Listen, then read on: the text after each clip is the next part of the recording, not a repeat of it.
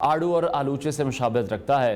खुबानी की दरियाफ्त से मुताल्लिक दुनिया भर में मुख्तलिफ दावे किए जाते हैं, जिसके तहत बाज़ माहिरीन का ये कहना है कि खुबानी का असल घर चाइना है, जबकि बाज़ लोग खुबानी की दरियाफ्त को 300 साल कबल भारत से मंसूब करते हैं और दावा करते हैं कि खुबानी की दरियाफ्त सबसे पहले भारत में सामने आई। खुबानी की दरियाफ्त से मुतालिक मुख्तलिफ दावों की अहमियत और हकीकत कुछ भी हो, लेकिन इस फल से मुतालिक जो अहम चीज़ है वो है इसके तिब्बी फ़वाइद, जिसके बारे में आज हम बात भी करने जा रहे हैं और जिसके बारे में जानकर आप इस फल को मज़ीद शौक़ से भी खाएंगे। अमरीका के महकमा ज़राअत के मुताबिक 100 ग्राम खुबानी में 48 कैलोरीज़, 1.40 ग्राम प्रोटीन, 0.39 ग्राम फ़ैट होती है, जबकि 11.12 ग्राम कार्बोहाइड्रेट्स, जबकि 2 ग्राम फाइबर और 9.2 ग्राम शुगर भी पाई जाती है। इसी हवाले से हमने दावत दी है माहिर ग़िज़ाइयत डॉक्टर सारा मज़हर हमारे स्टूडियोज़ में मौजूद है, उनसे इस हवाले से मज़ीद बात करेंगे। डॉक्टर साहब बहुत शुक्रिया आपके वक्त के लिए। खुबानी हमारी सेहत के लिए कितनी मुफीद है? जी बिल्कुल, जैसे आपने ऑलरेडी डिस्कस किया, खुबानी बेसिकली हमारे पास किंगडम प्लांटी और रोज़ेशी फैमिली से बिलोंग करती है, जो कि हमारे पास एक कम्बिनेशन है। पीच हो गया, उसके साथ प्लम हो गया, इसकी ग्राफ्टिंग करके भी आजकल लोग इसकी प्रोडक्शन को इन्हेंस कर रहे हैं। और उसके साथ साथ आपने मेंशन किया कि ये हमारे पास साउथ एशिया और एशिया के डिफरेंट कंसेप्ट हैं। लोग कुछ साउथ एशिया में अर्मेनिया से रिलेट करते हैं कि 1750s में हमारे पास 1750 की दिहाई मुगलिया दौर में वहाँ भी पाया जाता था, और हमारे पास बड़े सगीर पाको हिंद में या चाइना या भारत, ये कॉन्टिनेंटल हमारे जो रीजन्स हैं इनमें पाए जाते थे। लेकिन उसके बाद अगर हम इसकी न्यूट्रिशनल वैल्यूज़ की बात करें, जैसे आपने कैलोरीज़ को मेंशन किया, तो हमारे पास ये लो कैलोरिक डाइट में आता है। अब लोग सोचते ये हैं कि ये फ्रूट है और फ्रूट में फ़ैट कहाँ से आया, फ्रूट में प्रोटीन कहाँ से आया। बेसिकली जो इसके अंदर कॉटिलिडन होता है, गठली पाई जाती है, उसके अंदर पाया जाता है हमारे पास फ़ैट का पोर्शन, वहाँ से ऑयल एक्सट्रैक्ट किया जाता है। वो हेल्थ के लिए अच्छा है, लेकिन कुछ हद तक उसमें साइनाइड पाया जाता है। आपने देखा होगा वो टेस्ट में कड़वे पाए जाते हैं, तो अगर आपको वो कड़वे मिलें तो उनका इस्तेमाल आपकी सेहत के लिए मुज़िर है, क्योंकि साइनाइड बहुत स्ट्रॉन्ग हमारे पास पॉइजन है, जानलेवा भी ये साबित हो सकता है। आपने वो ज़्यादा अमाउंट में इस्तेमाल नहीं करना अगर कड़वे निकले।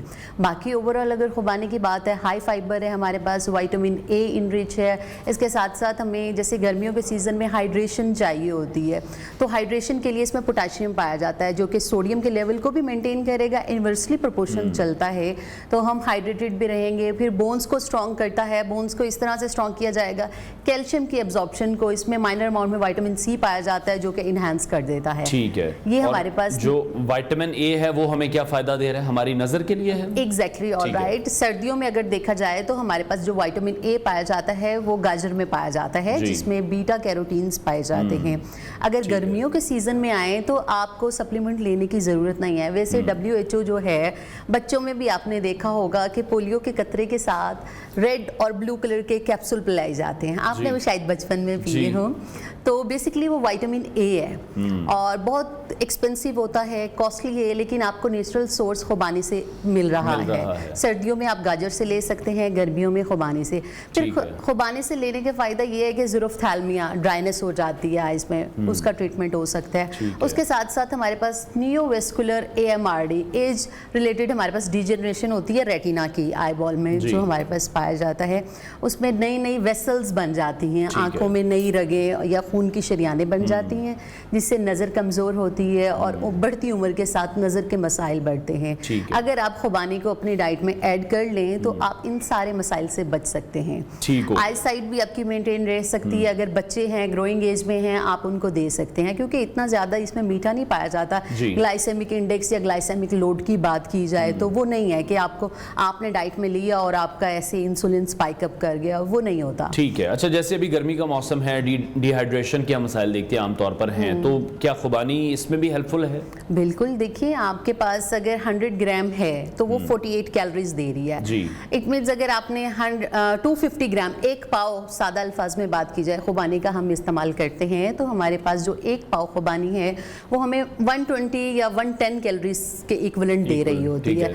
तो हम तो रोटी से भी 160 कैलोरीज ले लेते हैं। आप रोटी को स्किप करके उसकी जगह ये भी मील ले सकते हैं। इवन आप स्नैक टाइम में वहाँ से भी नहीं आ रहा, ये अल्टरनेटिव कार्बोहाइड्रेट सोर्स है। आप कार्बोहाइड्रेट, निशास्ते वाली जो चीज़ें उनको स्किप करके ये ऐड करें। इसमें पानी अच्छी मिकदार में पाया जाता है, और पानी वो जिसमें पोटाशियम का लेवल अच्छा है। जस्ट लाइक कोकोनट वाटर लोग इस्तेमाल करते हैं, तो उसके इक्विवेलेंट इसकी न्यूट्रिशनल वैल्यू है। आप खुबानी का इस्तेमाल कर सकते हैं हैं, ठीक हो गया। और ये इजीली मतलब डायूरेटिक्स की तरह हमारी बॉडी से निकल नहीं जाता है, एक्सक्रीट आउट नहीं और खाने में ही फायदेमंद है, या फिर जूस भी अगर ले लें तो वो जूस भी उतना ही फायदेमंद है? जूस भी ले सकते हैं, स्मूदीज की फॉर्म में भी ले सकते हैं। देखिए ये प्रोसेस है कि हम उसको मतलब चबाने से बच रहे हैं। जो एज रिलेटेड है, मतलब मोर देन 60 या 70s में चला गया, उनको हम दे सकते हैं। इवन जो हमारे पास नेजोगेस्ट्रिक डाइट पे पेशेंट होते हैं, हमने उनका GI motility, gut flora maintain रखना होता है, तो हम उनकी डाइट में भी ब्लेंड करके नेजोगेस्ट्रिक ट्यूब से ही दे देते हैं। देखिए आपको आर्टिफिशियल फाइबर भी नहीं ऐड करना पड़ रहा, पानी भी नहीं ऐड करना, आपने लेना है, ब्लेंड करना है और उसको कंज्यूम करना है। तो वो पोटाशियम का लेवल जब हमारे पास हाई होता है ना, तो आप ये समझ लें जो हम घरों में ORS या निमकोल का पानी बना के पीते हैं, उसकी ज़रूरत नहीं होती। ठीक है। अच्छा, जैसे खुशखुबानी भी एक फॉर्म में मिलती है और फिर एक तो ताज़ा है जिसको हम डिस्कस भी कर रहे हैं, दोनों में फ़र्क क्या है और दोनों के फ़वाइद क्या डिफरेंट हैं या सिमिलर हैं? देखिए हमारे पास जो खुबानी है ना, ये कोल्ड फ्रोस्ट जो हमारे पास टेम्परेचर होता है उससे रेजिस्टेंस करती है। मतलब आप माइनस में जितना डिग्रीज टेम्परेचर चला जाए, खुबानी ख़राब नहीं होती, इसकी शेल्फ लाइफ बढ़ जाती है। तो जितने भी हमारे पास नॉर्दर्न एरियाज़ हैं या जहाँ इसकी प्रोडक्शन हो रही है, वहाँ आप इसको ईजिली ड्राइड कर सकते हैं और बड़े लंबे अरसे के लिए, क्योंकि बैक्टीरियल कंटेमिनेशन जितनी भी होती है, माइक्रो हमारे पास जितने भी कंटेमिनेंट्स होते हैं वो इफेक्ट नहीं करते इस चीज़ को। हमने उसको ड्राई कर लिया, ड्राई करने के बाद वैल्यू ये आती है कि आया उसकी भी मतलब जो ग्राम्स हैं, जितनी हमने 1 पाव कह रहे हैं, 1 पाव ले रहे हैं, तो हमारे पास 120 कैलोरीज आ रही हैं। तो सर्दियों में अक्सर हम ड्राइड फॉर्म में लेते हैं, न्यूट्रिशनल वैल्यू सेम है लेकिन कैलोरीज का डिफरेंस आ जाता है, और पानी का सिर्फ और सिर्फ खुबानी से हमने पानी का जो लेवल है ना, पेरिशेबल है, वो ख़त्म किया। अब कैलोरीज की बात करते हैं तो हमारे पास खुबानी के पहले हमने बात की 100 ग्राम हमारे पास 48 कैलोरीज देता है। अब हम देखेंगे जो 50 ग्राम होगा वो हमारे पास 250 कैलोरीज दे रहा होगा। ठीक है, यानी कि वो फिर हमारे पास जो क्वांटिटी है उसकी वजह से वो डिफरेंस भी आ रहा है। अच्छा, जैसे यहाँ पर भी मेंशन था मेरे पास कि 9.2 ग्राम शुगर पाई जाती है 100 ग्राम में, तो फिर जो शुगर के पेशेंट्स हैं उन्हें एहतियात करनी है या नहीं करनी? देखिए शुगर नहीं पाई जाती, ठीक है, मतलब जो डायरेक्ट समझ ले एक मिठास, हाँ बिल्कुल। हमारे पास फ्रूट शुगर होता है, फ्रुक्टोज, अब सुक्रोज भी होता है, दूध में लैक्टोज पाए। अब देखें दूध हमें टेस्टलेस वैसे फील होता है, जस्ट एरोमा आता है, मीठा तो नहीं फील होता अगर जब तक मीठा ना ऐड, लेकिन उसमें भी शुगर है, लैक्टोज है, फिर वो ब्रेक डाउन होगी ग्लूकोज और फर्दर इसमें भी शुगर पाया जा रहा है, लेकिन ये हमारे पास फ्रूट शुगर है, फ्रुक्टोज और सुक्रोज की फॉर्म में है। तो जो हमारे पास डायबिटीज़ के पेशेंट हैं उनके लिए हम ये 50 ग्राम से 100 ग्राम तक इजीली कंज्यूम कर सकते हैं, उनको दे सकते हैं।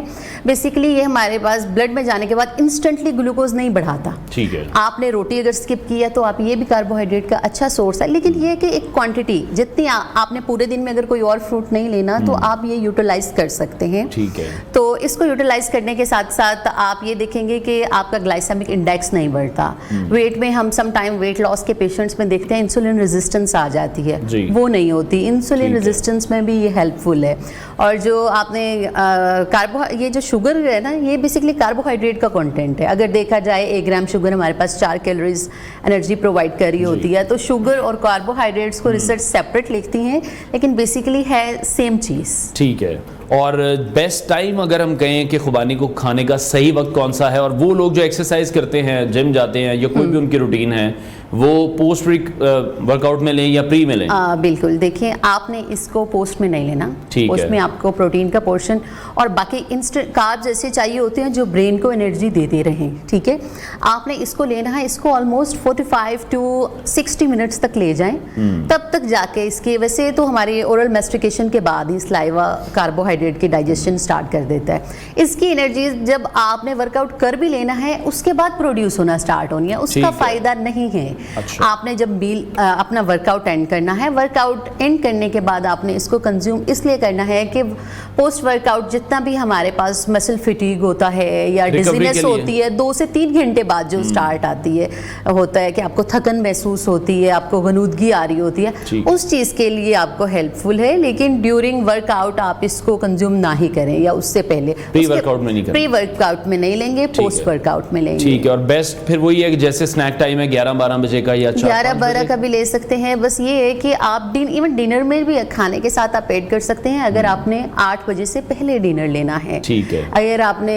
सोते हुए खुबानी खानी है तो उसमें फाइबर बहुत अच्छी मिकदार में है, लेकिन ये है कि आपको यूरिनेशन होगी, बार बार वॉशरूम जाना पड़ सकता है, और हमारे पास जीआई मोटिलिटी बढ़ सकती है, स्टमक डिस्टर्ब हो जाएगा। ठीक है। अच्छा डॉक्टर साहब, जिस तरह से आप भी ये बता रही हैं, विटामिन ए भी है, बीटा कैरोटीन भी है, और भी बहुत से फायदे हैं, लेकिन आजकल जो हमारा फोकस हो गया है वो हो गया कि कोई भी मल्टीविटामिन लेते हैं और उसी से हम कोशिश करते हैं उसी में vitamin A, vitamin C, vitamin D, सारी चीज़ें हमें उसी से मिल जाएं। हम फ्रूट्स को इग्नोर करते हैं जो कि हमारे मुल्क में तो बहुत ज़्यादा सस्ते हैं। बिल्कुल, देखिए हम मल्टीविटामिन्स की तरफ जाते हैं, that is too much dangerous. Multivitamin आपको 40-50 साल के बाद लेने हैं। ठीक है। आप ये देखें कि आपके जिस्म में जो आप ले रहे हैं मल्टीविटामिन्स, लेट्स सपोज आपको ले लिया जाए, क्या आपको लगता है आपको विटामिन ए के साथ साथ बी की भी डेफिशिएंसी हो, सी की भी हो, ई की भी हो, उसके बाद हमारे पास जितने मिनरल्स हैं उनकी डेफिशिएंसी?